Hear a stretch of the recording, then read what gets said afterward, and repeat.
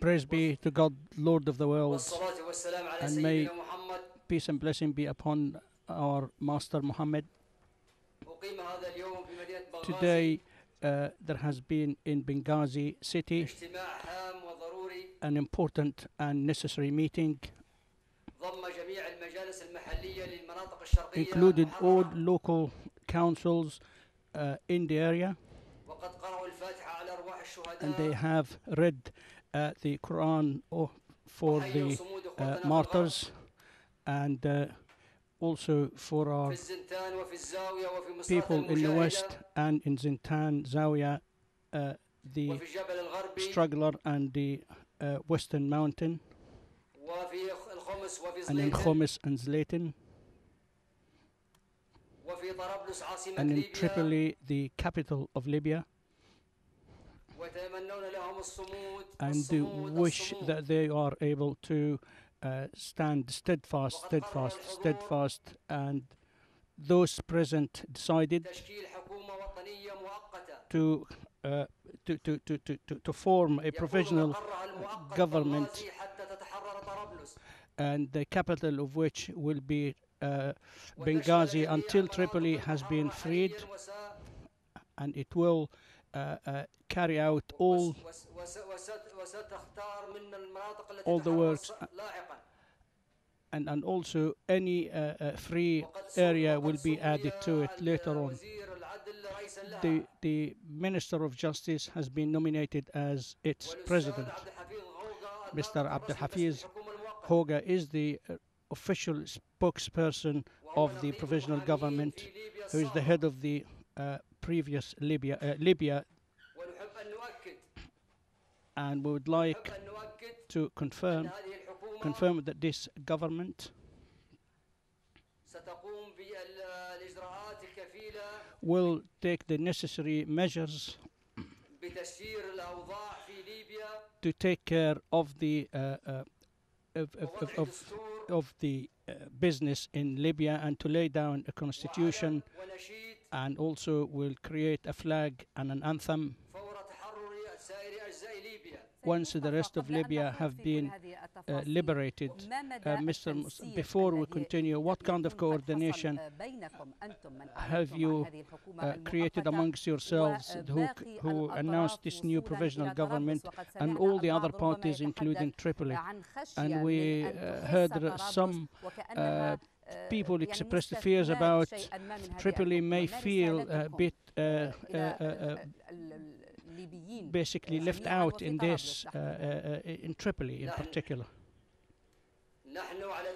We are on continuous contact with our struggling brothers in Misrata who have been subjected to attack and shelling today. We're also on contact with our colleague Adel Zintani, who is an activist in Zintan, who's human rights activist in Zintan, and also our brothers in Zawiya, and also all over the Western Mountain, and we will not exclude any inch of Libya to share in this government, which is a national government, the capital of which is Tripoli. The biggest share of this government will be for the western side. This is in proportion with the population and the political and administrative history in Libya. The south will also have its share.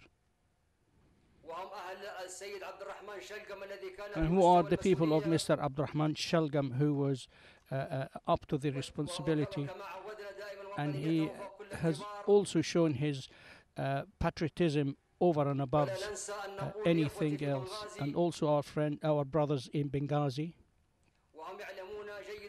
who don't forget them, who know how truthful I am, and that the Brigadier Abdel Fattah Yunus, since he has taken charge of the internal affairs in Libya, and he is very keen to not to confront the demonstrators in any kind of violence.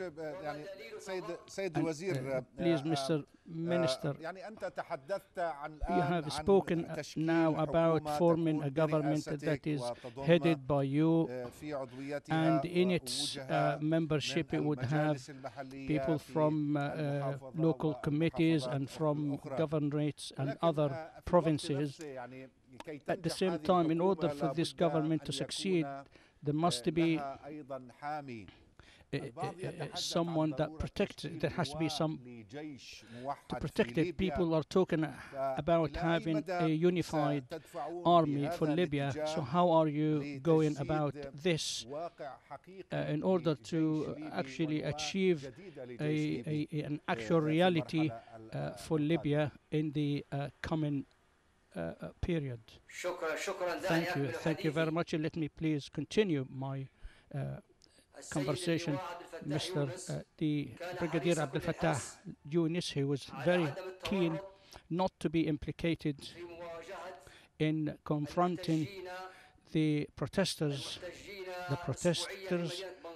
weekly in Benghazi, and to confront them with violence, despite the fact that Gaddafi and his aides asking him to do so in many meetings, and the last one was the People's Congress now, and also in the presence of Mr. Hosni Haishi, and also this secretary of the People's Congress in Batnan, and also the one from Zawiya, and also the secretary of the People's Shabiya of Nubari, and he said verbatim that the government, who have declared that they have surplus in their budget by 19 billion, that this money should be distributed over the Libyans who demonstrate every day throughout Libya in order to have respectable living. So please, those who are watching maybe would ask themselves, how are you going to make the priorities for this government? But I would say that our national government would actually include in it civilian and military people who are trustworthy, who will be leading the country in a period that would not exceed 3 months, in order to get into holding free and fair elections. And the people will select their president, and this would be within democratic atmosphere, and also respect of international law and respect of all religions, and the Islamic religion is the original religion in Libya, but that does not mean in any way to sideline other religions. We respect all religions and we respect all sects. And today we cannot say more than we salute our brothers in the West, and we say that we will not give up or negotiate anything other than letting Gaddafi out of Libya. And this is what we are trying to achieve, and this is what we are defending, and we will not let the blood of those martyrs to go in vain. We will not negotiate over this, whatever happened, and whoever and with whoever it is. until Muammar Gaddafi leaves Libya. The man who is burning everything in Libya, the green and the arid, and using the African and foreign mercenaries. We have ample evidence about this from the media in Zawiya and through Libya, and he using mercenaries. No Libyan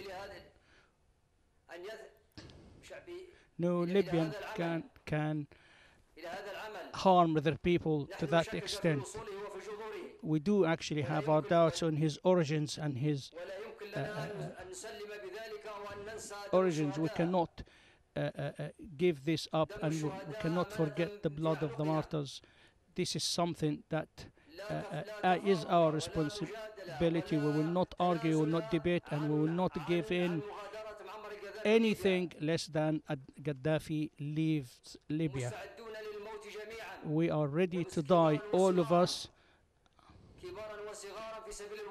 young and old, for the sake of the country. And he said that he's gonna attack. We don't care about his threats and whatever he can do, as long as our deaths will go to heaven, but he will go to hell. And I could see the souls of those who martyrs are actually flying in heaven.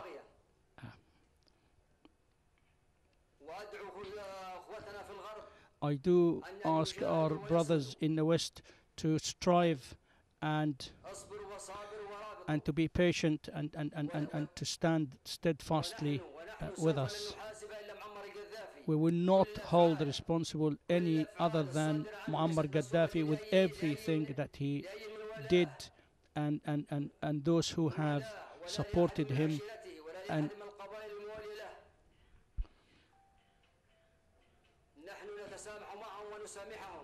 we will forgive those who come from his clan and from his tribe, because we know his dictatorship, and we know his oppression, and we know his blood-thirsty attitude.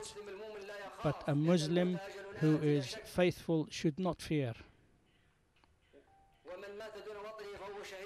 Those who have died for the country, those who died for their honor, these are all martyrs. Muammar Gaddafi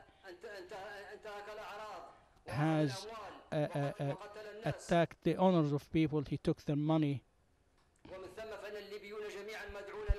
and therefore all Libyans are asked to fight against him until he gets out of Libya, so that we can free our free land, which had been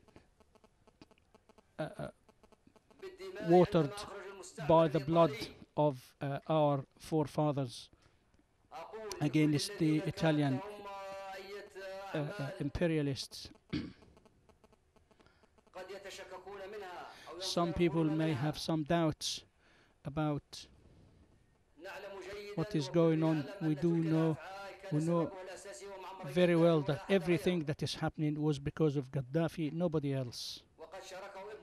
His son Khamis had participated in him recently with regards to the mercenaries, but the rest of his children, and we are forgiving them, and only Gaddafi and Khamis.